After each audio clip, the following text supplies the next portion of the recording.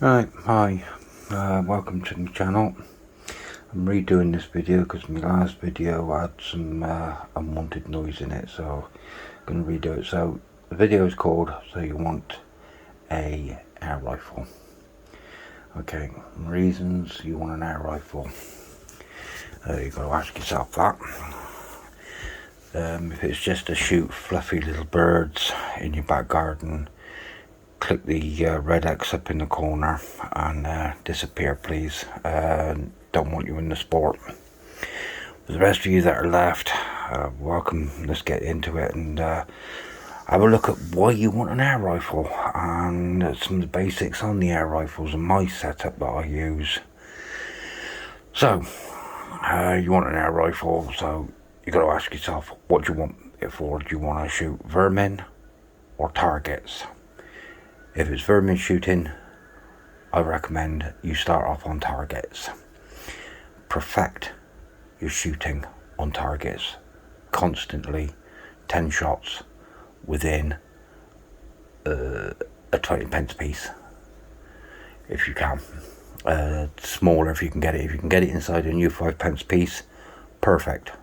Guaranteed headshots every time and clean kills. Right. That's the two main reasons. There is a third reason. If you want to get into field target shooting, don't know anything about that, but hey, we all learn. I'm still learning even today. Recently, going back over the airgun laws, I found out that you need a license in Scotland for a sub 12. And you need a license in Isle of Man for a sub 12, both of which I didn't even know. So something there, depending on where you are, depending on what you want to do, whether you want a sub 12 or a FAC, firearms certificate, check out your local police. They'll give you more information than what I even know. Ages, legalities, everything. If you want to plink in your back garden for target shooting or go to a range is perfect. If you want to go in the back garden and shoot, I would suggest have a word with your neighbours, chat to them, tell them what you want to do and why. And 9 times out of 10, I find with my neighbours around here, they're all amenable, they're all happy with me doing it. I also keep the rats down out the back as well, so it keeps them happy.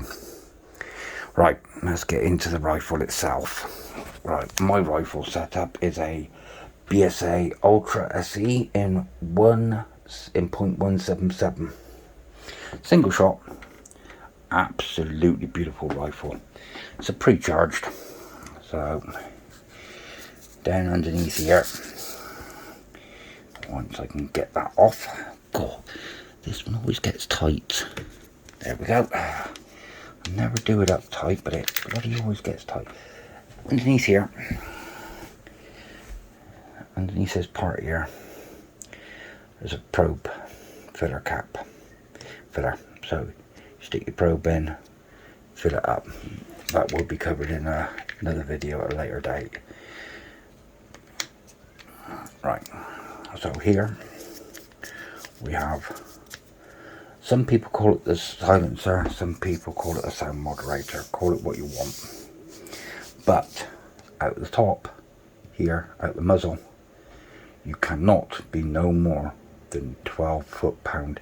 11.5 pound is perfect, because then you've got a bit of leeway, a little bit of play. If your pellets are a little bit lighter, or she's got a tendency to not be quite right on the regulator, if the regulator is, goes up and down a little bit. Right, so I've also got a bipod on this one. On this one, there's a safety trigger. Now the safety catch on rifles are not always in the same place. This one is on the BSA's, on this particular BSA is on the side here.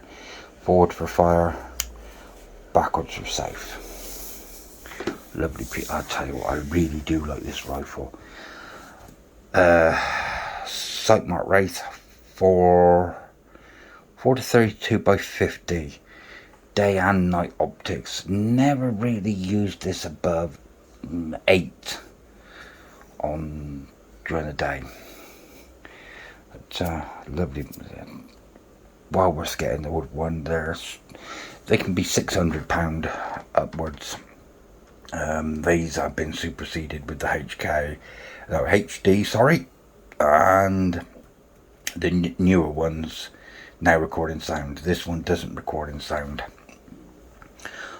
Here we have the IR torch, infrared illuminated reticle, that works in conjunction with the lens in your scope. You set your scope back here to night mode. You've got 3 modes. You've got day mode, and click it again, you've got night mode. Click it again, you've got the green night vision. Never really tried that, but I'll have to have a look at that sometime. On top, I've got a laser dot. Now this one's set to 10 yard, about 10 meters. So if I've got targets that are closer than 20 meters, this goes on and it will have me spot on again for rats. Rats cannot see red lights, or most animals can't see red, but rats and rabbits definitely can't see red, that I do know. So this will not distract your target or make it bolt. Now, pellet choice, we're going to go into that in a bit more detail in the next video, but what I will say is find a pellet that your rifle is happy with. Experiment with pellets, totally, all the time. You know, until you find the right one, experiment with it. Then this side, we've got the bolt. Pulls back, your pellet goes in, down through in there on this particular model. Some of the other models, they got magazines and they cycle through. And down the bottom, your trigger. But my trigger will not fire because I've got the safety catch on. Each rifle is different, especially where the safety catches are.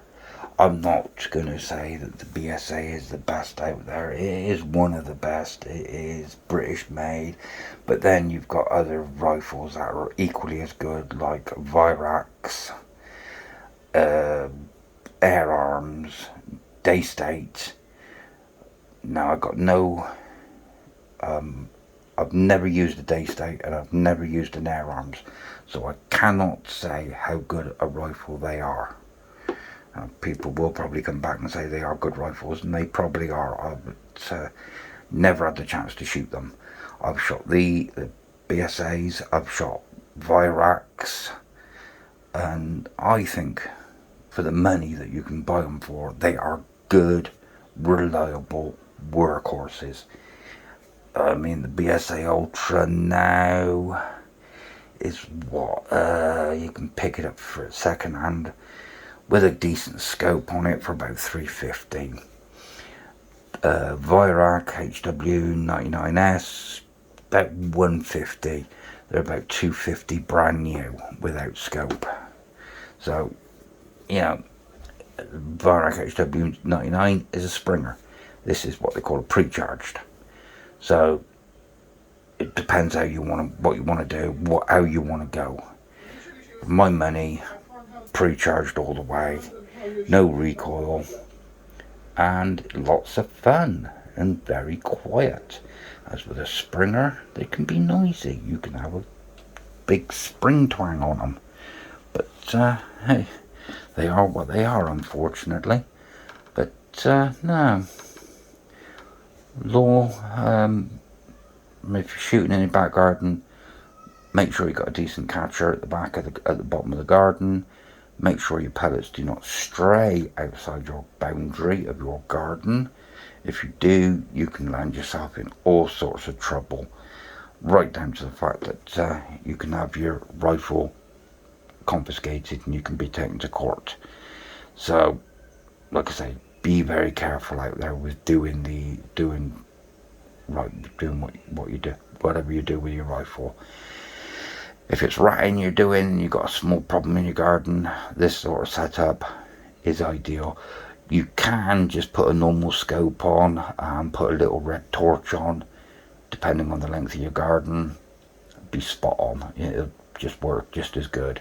But thanks for listening, and tune in for the next video, which will be up hopefully in a bit.